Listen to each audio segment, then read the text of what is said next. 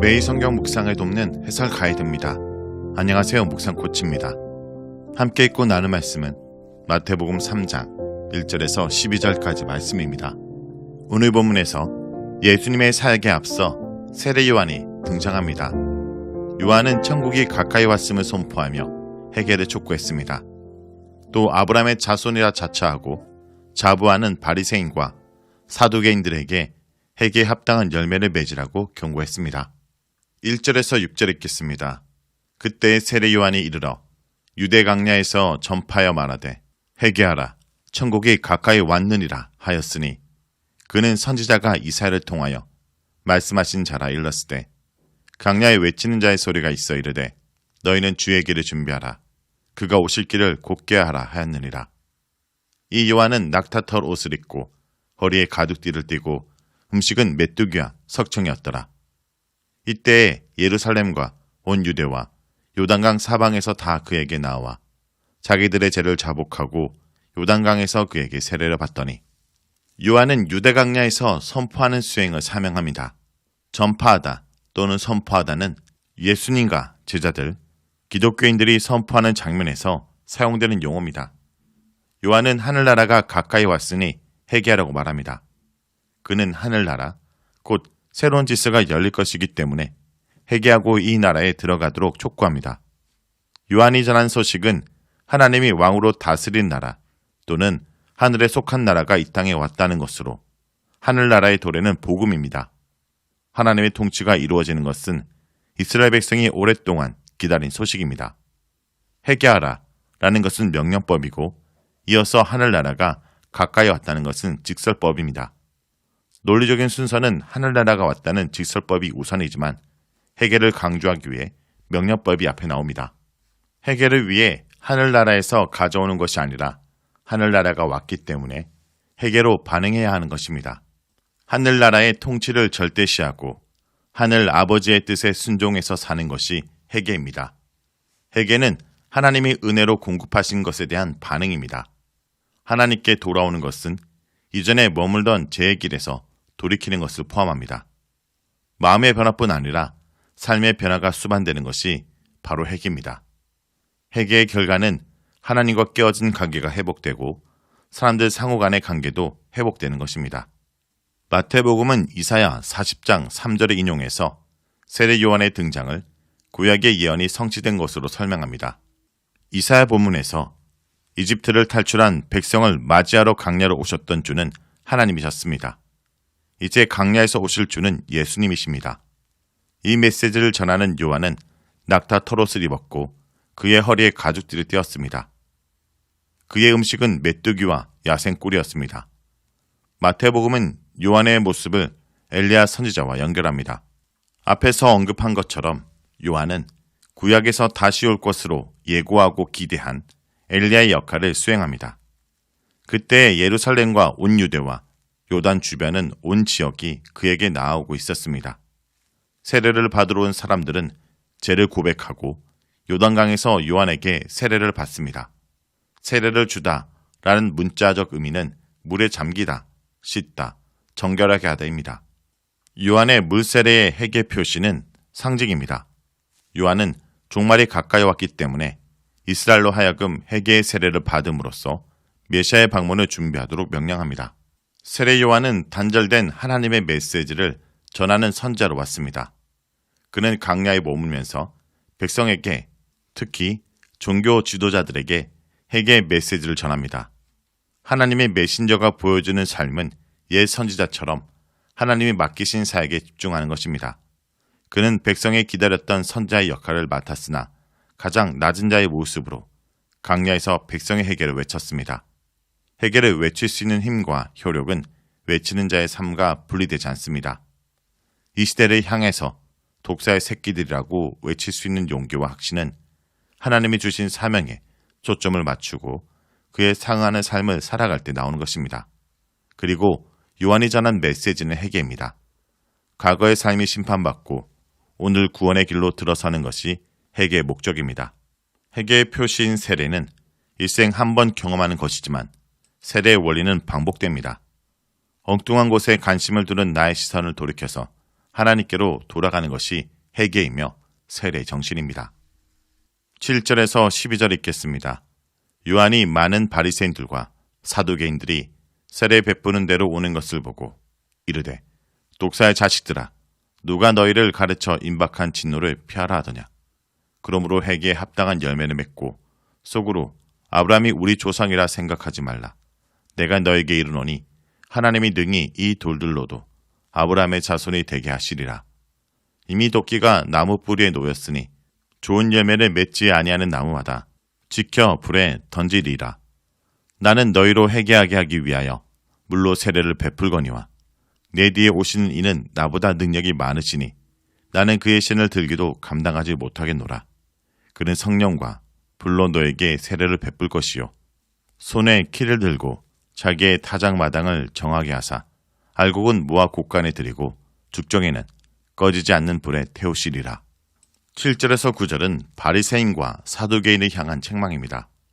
바리새인들과 사두개인들이 단지 마태복음 16장 1절에서 다시 함께 행동하는 것으로 언급되고 있습니다. 이들은 서로 사이가 좋지 못했던 것으로 정평이 나 있습니다. 지금 이들이 연합전선을 펴가고 있는 것이 아니라 세례 요한에게 나왔던 여러 그룹들 가운데 가장 영향력이 있었던 두 그룹으로 소개하고 있는 것입니다. 요한이 세례를 베푸는 곳에 그들 사두개인들과 바리새인들이 세례 주는 현장을 조사하기 위해 왔습니다. 다시 말하면 바리새인들과 사두개인들은 회개하지 않았습니다. 요한은 종교 지도자를 향해 독사의 자식들이라고 합니다. 독사들이 강야의 굴 속에 숨어 있어도 강야를 불로 태우면 뜨거운 불과 연기를 피할 수 없고 도끼로 나무를 자르면 뱀은 도망할 수밖에 없습니다. 요한은 바리새인들과 서기관들을 향해 하나님의 진노를 피하는 길은 회개에 합당한 열매를 맺는 것이라고 합니다. 회개는 6절에 나타난 모습처럼 자신의 죄를 자복하는 것입니다. 회개의 핵심은 삶이 하나님께 돌아오는 것입니다.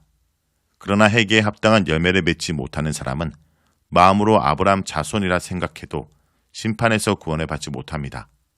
요단강가의 12돌은 이스라엘 12지파를 상징할 수 있습니다.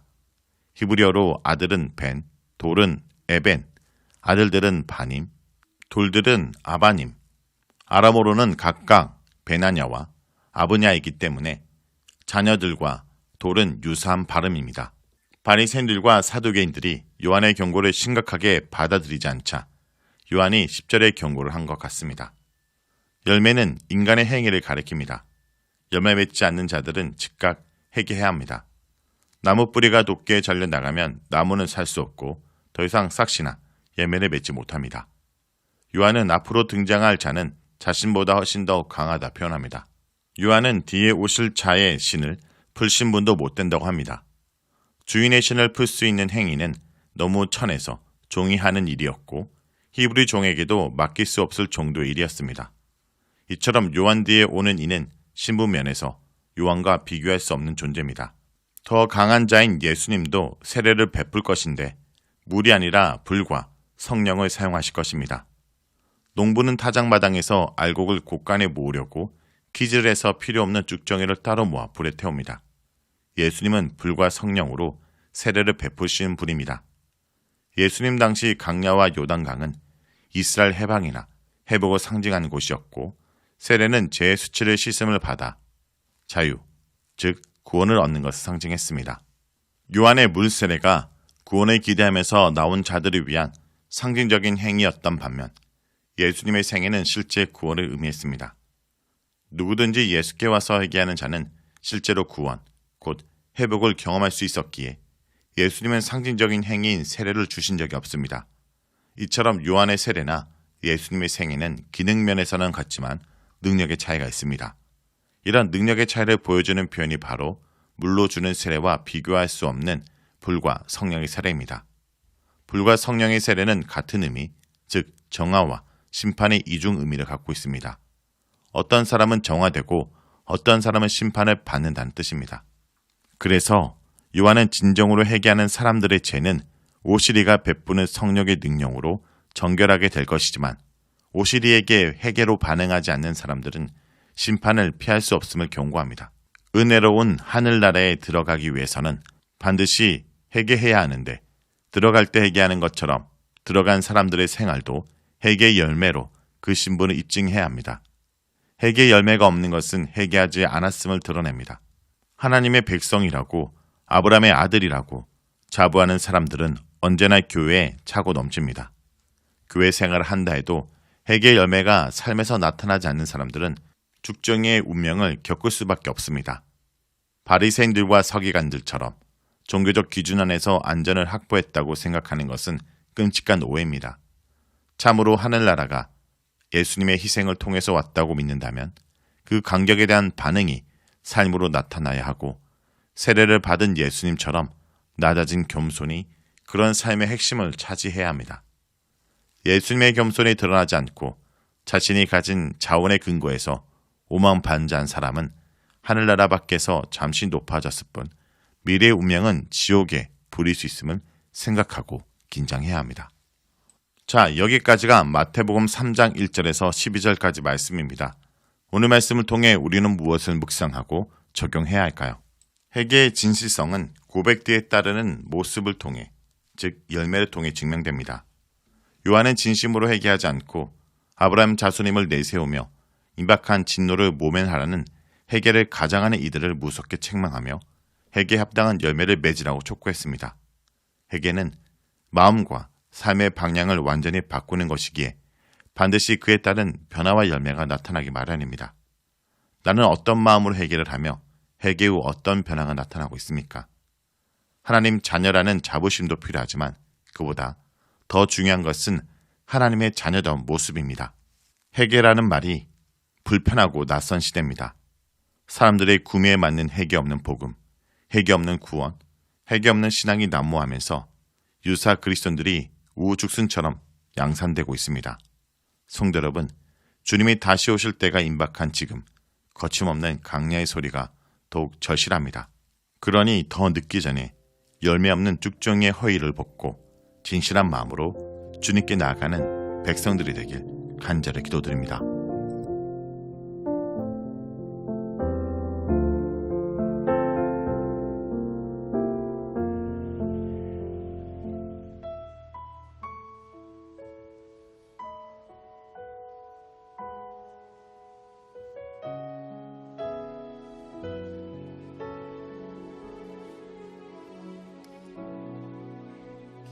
계절은 흐르고 꽃은